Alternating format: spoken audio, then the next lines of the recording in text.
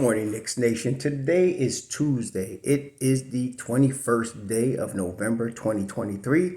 I hope you're safe and healthy today and that your family's safe and healthy and that the needs of you and your family in terms of food, shelter, clothing, as well as health are being met today. Blessings upon those that work in the healthcare field, who work along with the first responders every day trying to save lives. And those also who pick up garbage for us to keep our towns and villages and streets and sidewalks clean and disease free. Those also that make deliveries for our convenience, not only mail, food, water for the supermarket, but also things like Amazon and UPS. They're out here making deliveries all the time for us, for our convenience. Blessings upon them. Also, double blessings on the men and women that are out here trying to help rescue, deliver, and recover the teenagers and children that are the victims of child molestation and pedophilia. The victims also of pornography and child pornography. The victims also of prostitution and child prostitution, human trafficking and sex slavery. Double curses on the perpetrators of these things and those who profit from these disgusting things. And of course, the disgusting perverts that create the industry. Finally, double blessings on the homeless. Nearly 600,000 men, women, and children in the streets of the United States of America, mostly senior citizens these days, and millions around the world in similar or worse conditions. Blessings upon them, for theirs is the kingdom. There was a basketball game last night. The New York Knicks played the Minnesota Timberwolves in Minneapolis and lost 117-100. It's not as if we didn't think the Knicks could lose this game. In fact, I think yesterday I stressed very much that this was the number one team in the West, that they were mirror images of the Knicks, and they were doing very good. It was going to be very difficult game. They had the second best defense in the West, and the Knicks had the number one defense in the East.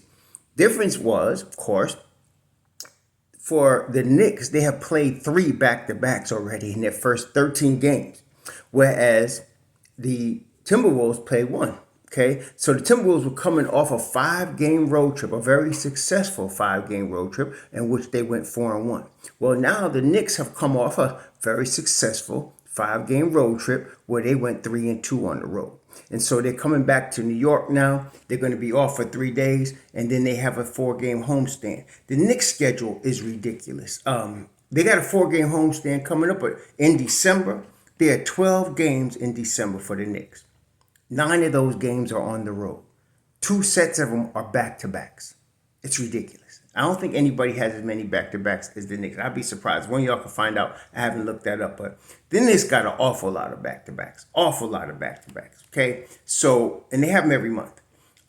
Like I said, they got 4 games, 2 back-to-backs in December. They just had 3 in November. So it's been kind of crazy for the Knicks. So this game last night, though, when you look into this game, and of course, there's going to be those that jump off the roof. I've already had some knucklehead tumble. So you still think Grimes is a championship piece? Yes, I do think he's still a championship piece because he went 0 for 6 off a wrist injury.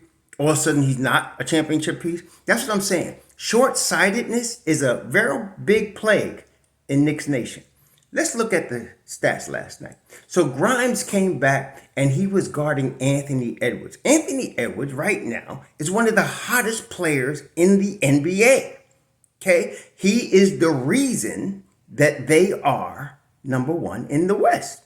Okay? Everybody else plays second fiddle or third fiddle to Anthony Edwards. Last night, Anthony Edwards was 9 of 21 from the field, which 43%. He was 1 of 6 from 3, 17%.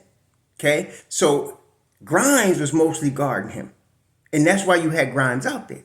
Now, Grimes was 0 for 6 from the field, yes. But again, coming off 2 games off, look at it this way. Look at the R.J. Barrett. R.J. Barrett last night was 4 of 13. Julius Randle was 6 of 16. Okay? So it wasn't like everybody was shooting. Here, look. IQ, 4 of 14. The Timberwolves play very high-level defense, okay? Now, this game really was lost in a couple of areas when you look at it. The Knicks took 92 shots. They shot 35% from the field, whereas the Timberwolves took 80 shots but shot 51%. There was partially your ball game right there, but then you look at the team stats, and this was really proven out during the course of the game, points in the paint. They got the Knicks 48-38 in the paint last night. Okay, those two areas, the missing, low percentage from the field, and then points in the paint. What was that telling you? Well, first of all, they were getting into the paint with the ball, and Rudy Gobert was 7 of 7 from the field. Second of all, what not only the points in the paint, but you got to give the Timberwolves defense credit. They're tough defense, and the Knicks did not shoot well from the field. Period. End of story. So that was the ball game right there. As far as Edwards, I think Grimes did about as good a job as you could do neutralizing a kid that's on the verge of superstardom. Okay, but it was really those two areas, and then the big area, in my view, was the bench. Okay, so if you look at Minnesota's bench produced 43 points. 43 points off the bench. Okay, when you can get 35 or more off the bench in the league, you got a good chance of winning that basketball game. The Knicks, on the other hand, they got 30 points from their bench, which is not bad. But 43 versus 30, that's a 13-point swing. Then, of course, you get the points in the paint, 48 versus 38. There you go, right there. So that's where your ball game was, right there. On the boards, the Knicks did their usual work. They out-rebounded Minnesota 50-44. They out-rebounded Minnesota 17-7 on the offensive glass, of course, with Mitch Robb getting 7 offensive rebounds of his total of 11. And then, of course, Juju got 14 rebounds, 3 on the offensive glass. Hartenstein was not as effective. I felt like the refs took Hartenstein out of the game last night. I really did. I felt like they did that. And so he only had 4 rebounds, 2 on the offensive end. And he was limited. Like I said, quick shot, 4 of 14. DiVincenzo was 2 of 8. Hart was 2 of 6. It was just that type of game. Barrett was 4 of 13. Randall was 6 of 16.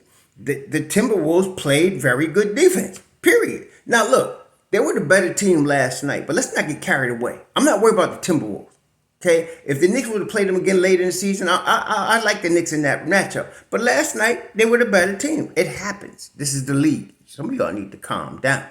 Now, as far as Brunson, 7 of 15, 3 of 6 from 3, 25 points, 6 assists, 1 turnover, but he was negative 16. He was negative 16. Why? Why was he negative 16? Because Mike Conley was 3 of 9, Carlton Towns was 6 of 10, Gobert was 7 of 7, Jay McDaniels before he got hurt was 2 of 2, and then of course their bench, Kyle Anderson 3 of 4, Troy Brown didn't shoot that well, but neither did Naz Reid, but Shake Milton 2 of 5. But that's what I'm saying. You got a guard, and I'm not saying Brunson was terrible at guard. The whole Knicks team was playing tough.